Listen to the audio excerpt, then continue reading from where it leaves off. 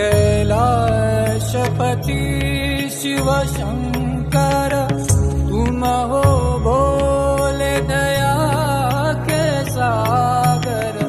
तुम कैलाशपति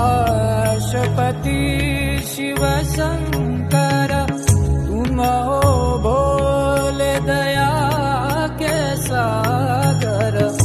दूर करो सब दुख हमारे, दूर करो सब दुख हमारे।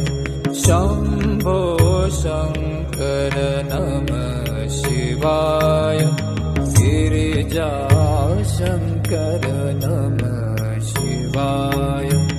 आदिदेव तुम नमः शिवाय, हे जगदाता नमः शिवाय, हे जगदाता नमः शिवाय, हे जगदाता